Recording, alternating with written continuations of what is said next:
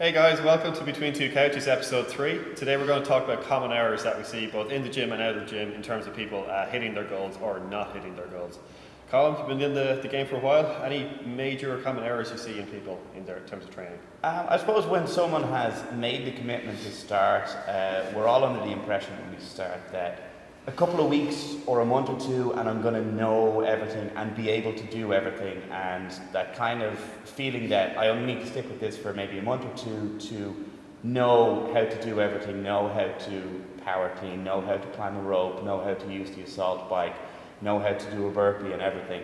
And then what happens is then you get a month or two in and you realize that laundry list of things you need to learn just keeps growing. And that can be a bit of a shock to the system because you think, okay, well, I'll get this down.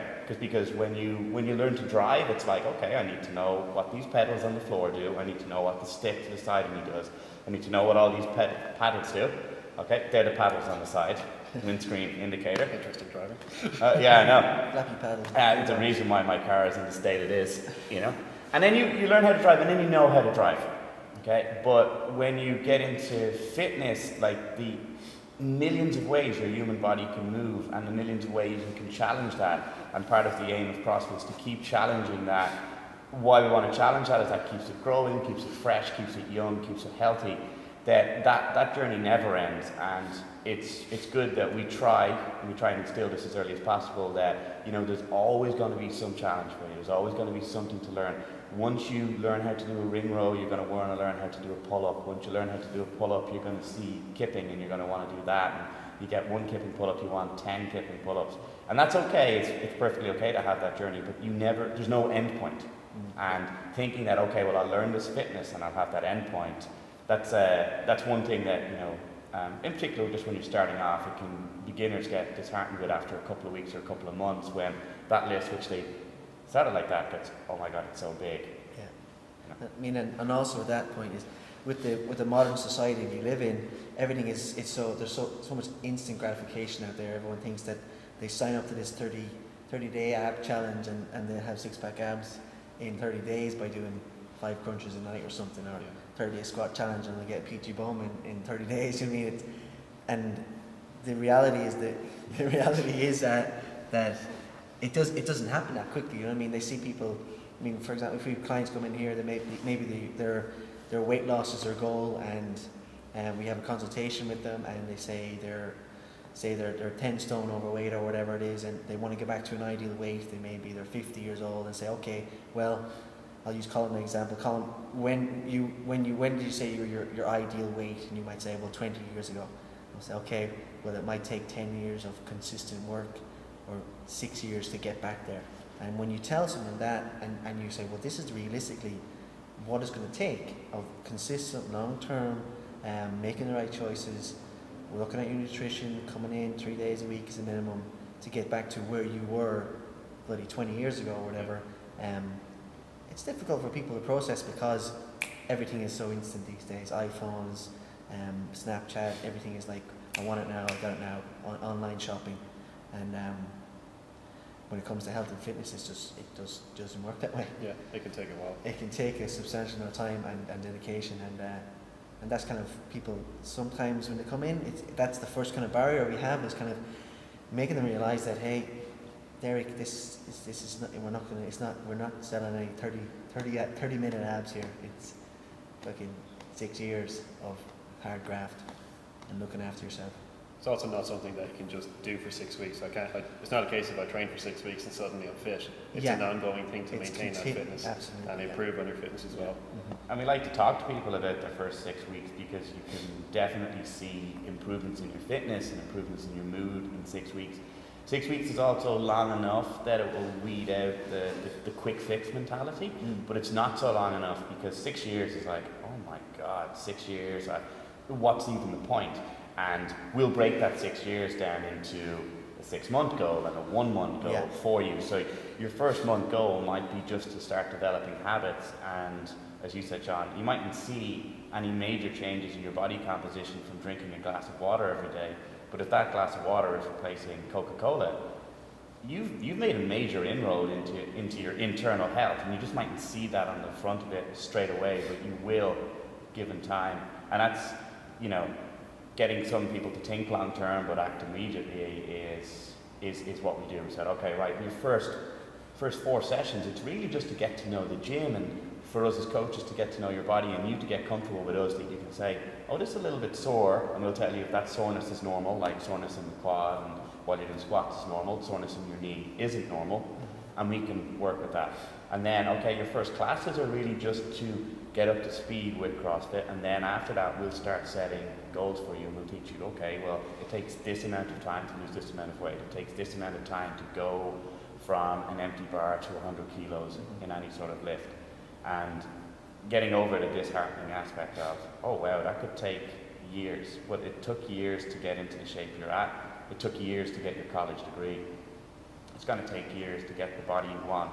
But that shouldn't ever deter. It doesn't mean it's not achievable. No, not at all. It's just a realistic thought process on it. I'll use myself as an example in relation to the training atmosphere. Like, my weightlifting is pretty decent at this stage I'm at, but I've been doing it for, this is my 5th year of competitively focusing on Olympic weightlifting.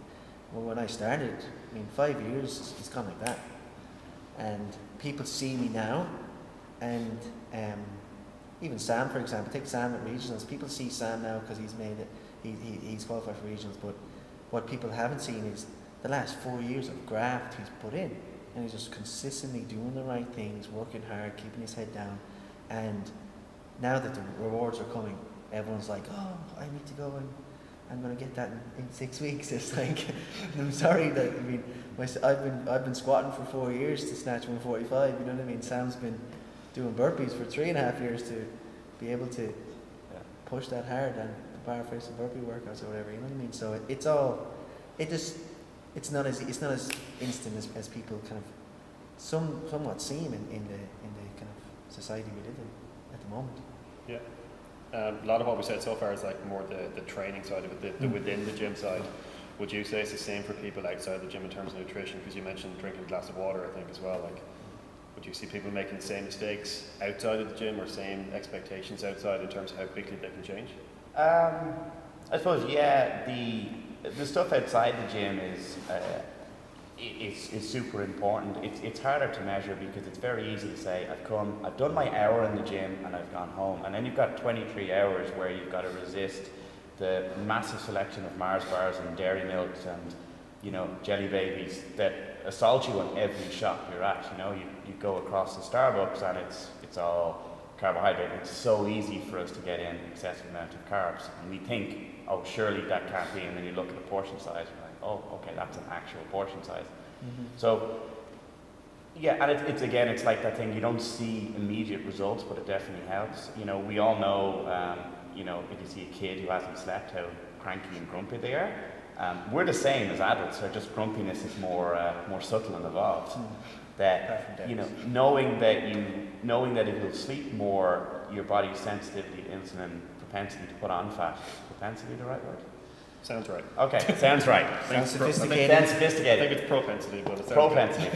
Could be wrong. So the sleep, the hydration, the recovery are big aspects that you can make huge gains. The issue with that is it becomes, if you let it can become a drain. It's like, okay, hang on, I can't just go to the gym. I've got to do this, and I've got to overhaul my entire life, and that can get overwhelming.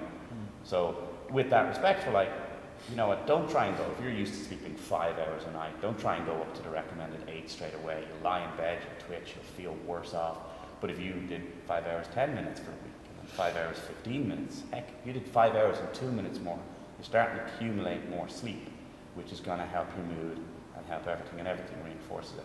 If you are used to, having takeaways from Thursday night to Sunday night and packed lunches Monday to Friday, go meal prep, buy a whole bunch of Tupperware, spend 2-3 hours on a Sunday cooking it, going down to Lidl or Aldi or any of these places, or and buying people, that's a big investment. But if you said, okay, instead of a sandwich on Monday, I'm going to have a salad on Monday, and I'll eat sandwiches the rest of the week, that's an okay change to make.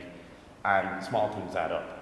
Yeah, but I think that's the main point I'm getting from you. What you're saying is that there is the bigger picture, but you have to break it down to small achievable goals. So one doesn't get overwhelmed, because that's with people trying to get into the fit, or kind of improve their health and fitness in relation to nutrition, or even just trying to join a gym. It can be overwhelming for people. Let's be honest. People get in and like if they don't see that instant kind of gratification or instant change or whatever, then people get disheartened and they do give up, don't they? More often than not, if they're not guided in the right way in relation to small changes and goals, like you said, one sandwich less a week. You add that up, it's 52 less sandwiches, or more even 100. I mean, whatever. Can't do maths, but Probably closer to 1 million less sandwiches. in a year. Yeah. Wow. It's that 1% change, like it's that Yeah, graph. so I mean that's like you say, your glass of water versus your glass of Coke. So that's the kind of concept people need to kind of grasp is, okay, these little changes that I'm going to make, they'll all add up, and then when I look back in a year, 6 months, whatever it is, then they'll see the big change, like, you know. And that's the hard thing to get people to some people to kind of grasp, because of where we are in as a society. They want everything now. I want it now. Give me the six pack, give me the booty. And it's like, jakers. It's hard work. Yeah. It takes hard work and dedication. Yeah, there's a little bit of kind of trust the process for the 6 weeks that we mentioned, or whatever it is, like, and then look back and see how much you've come on, like in the 6 weeks, both inside the gym and out. Yeah. Make a lot of change. Sorry, gents.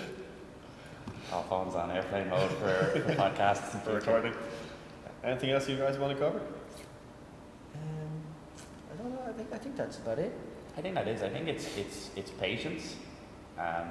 Not getting disheartened by. It's going to take a lot of work, but it's very much going to be worth it. And finding that balance, because sometimes you need to tell yourself it's going to take a lot of work. But if that crosses you, go, oh, that's too much, and I don't have the energy, or I don't have the mental willpower, or that's not worth it. Like, you know, I really, really want to go out drinking with my friends. We're not saying don't do that. Yeah. You will get to your ideal body type quicker if you don't drink, but is that worth the sacrifice of missing out on a social event? It's up to you to decide.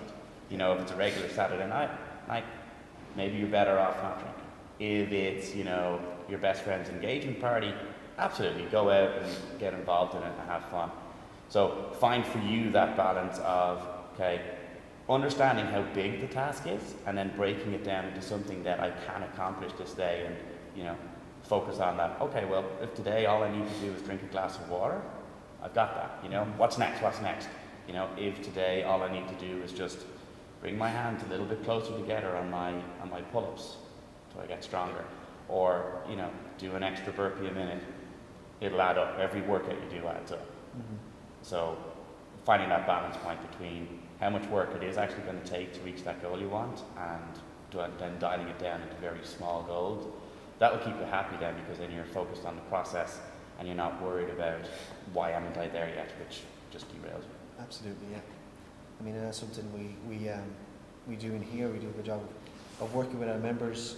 We just recently had a lot of goals review sheets back from our members. We did after the Open on people what they wanted to kind of work on in relation to the goals, and like that we've come away from those and we've put in some plans and some small changes that our members can make in relation to if it's weight loss goals or they want to get pull-ups or whatever. Small changes, nothing overwhelming, but they can just implement right away, and it'll bring them that little step closer to achieving their goals. And that's the key, just kind of make it manageable and be consistent. Cool. Sweet. You guys happy? Yeah. Cool. Thanks for watching. Thanks guys, if you've listened this far, thank you very much. That was episode 3 Between Two Couches.